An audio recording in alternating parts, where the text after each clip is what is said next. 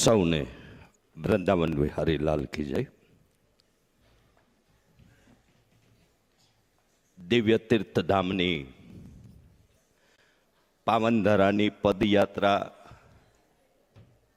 સહયાત્રીઓની સંગાથની સત્સંગ યાત્રાના શ્રીમદ ભાગવત કથાના પંચમ દિવસે ભાગવત ભગવાનનું પૂજન શ્રીમતી ધ્રુવીબેન રંગાણી અને ભાવનાબેન રંગાણી અને અન્ય પરિવારજનો સંપન્ન કરે તેવી વિનંતી છે। વક્તા મહોદય પૂજ્ય જિગ્નેશ દાદાનું ભાવપૂજન શ્રીમાન હાર્દિકભાઈ રંગાણી અને શ્રીમાન ભવાનભાઈ રંગાણી સંપન્ન કરે તેવી વિનંતી છે। આજે ફાગણ સુદ દશમ, ફાગુ દશમી અને ગુજરાતનું પૂર્વ પાટનગર અને જેને કર્ણાવતી તરીકે પણ આપણે ઓળખીએ છીએ એવું હેરિટેજ સિટી અમદાવાદનો આજે સ્થાપના દિન છે। એવા આજના આ પાવન દિવસે પૂર્વ યજમાનોને નિમંત્રિત કરું। માલુબેન દર્શન પૂજન અને આશીર્વાદ માટે કથા મંચ પર પધારશે। રાજકોટના પૂર્વ યજમાન પુનિતભાઈ રાસડિયા પરિવારના પરિવારજનો પણ દર્શન પૂજન અને આશીર્વાદ માટે કથા મંચ પર પધારશે। પરમ ભગવદેવી મનહરભાઈ પ્રજાપતિ, શ્રીમાન સનતભાઈ પંડ્યા નડિયાદ, વર્ષાબેન વેકરિયા, ઇન્દિરાબા, જ્યોત્સના માળી, આણંદની કથાઓમાં ઠાકોરજી અને પૂજ્ય દાદાનો નિવાસ આવાસ, જેમના નિવાસ સ્થાને અને યોગાનુયોગ જેમના નિવાસનું નામ પણ તથાસ્તુ જ છે એવા તથાસ્તુના માલિક ચિરાગભાઈ અમીન પટેલ પરિવાર, વર્ષાબા અને અન્ય પરિવારજનોને કથામંચ પર આવવા નિમંત્રિત કરી રહ્યો છું। પૂર્વ યજમાન સન્માનીય ચિમનભાઈ પંચાલ, સન્માનીય અરવિંદભાઈ પંચાલ અમદાવાદને પણ વિનંતી કરું કે આપ પણ ઠાકોરજીના દર્શન પૂજન અને પૂજ્ય દાદાના આશીર્વાદ સ્વીકાર કરવા કથામંચ પર પધારશો। ભવાનભાઈ રંગાણી પરિવારના પરિવારજનોને પણ ક્રમશઃ રીતે અને શક્ય એટલી ત્વરાથી આવવાની વિનંતી સાથે મહેશભાઈ મનરભાઈ પ્રજાપતિ પરિવાર સાથે મહેશભાઈને પણ વિનંતી કરીશ કે તેઓ પણ મનરભાઈ પ્રજાપતિ પરિવાર સાથે આશીર્વાદ માટે કથામંચ પર પધારશે। લાડુબેન વિઠ્ઠલભાઈ રંગાણી, શારદાબેન બાબુભાઈ રંગાણી, પ્રેમજીભાઈ ગોગનભાઈ રંગાણી, મધુબેન મનસુખભાઈ રંગાણી,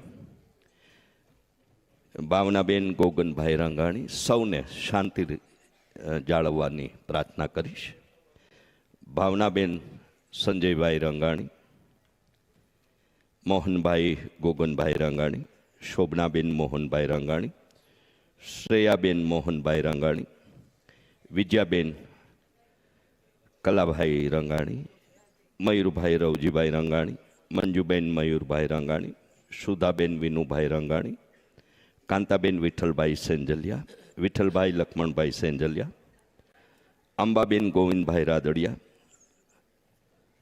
મનુબેન આંબાભાઈ રાદડિયા, ઈશાબેન દિલીપકુમાર વાગડિયા, જયસુખભાઈ રણછોડભાઈ ઠુમર, હંસાબેન જયસુખભાઈ ઠુમર અને રંગાણી પરિવારના અન્ય પરિવારજનો પૈકી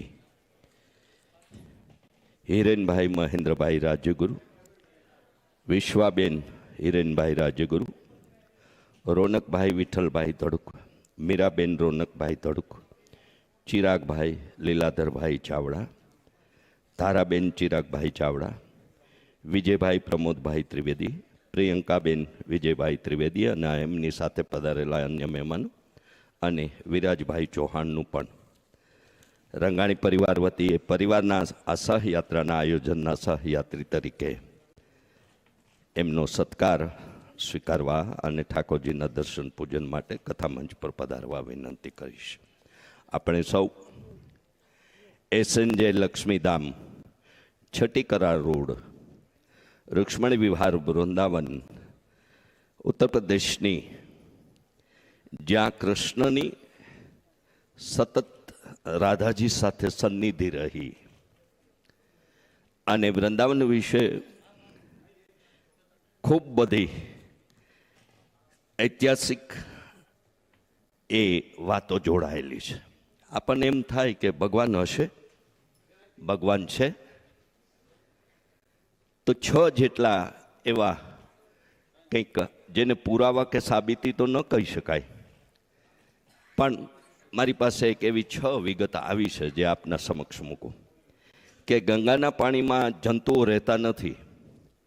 જ્યારે અન્ય પાણીની બોટલમાં 4 દિવસ સુધી રાખવામાં આવે તો દુર્ગંધ આવવા લાગે છે. આમ ઈશ્વર હોવાનું, ભગવાન હોવાનું એ કદાચ પ્રમાણ આપણે સ્વીકારવું જ રહ્યું. અમરનાથમાં શિવલિંગ આપોઆપ બને છે. જગન્નાથપુરી મંદિરની ધ્વજા ઊંધી એટલે કે પવનની વિરુદ્ધ દિશામાં લહેરાય છે. તનોટ માતાના મંદિર પર ગમે તેટલા બોમ્બ પડે તો પણ તે મંદિરને કોઈ નુકસાન થતું નથી. આવું દ્વારિકામાં પણ આપણે સૌએ જોયું અને જાણ્યું છે. કેદારનાથ દુર્ઘટનામાં બધું જ નાશ પામ્યું, પરંતુ કેદારનાથ મંદિરને કંઈ થયું નથી.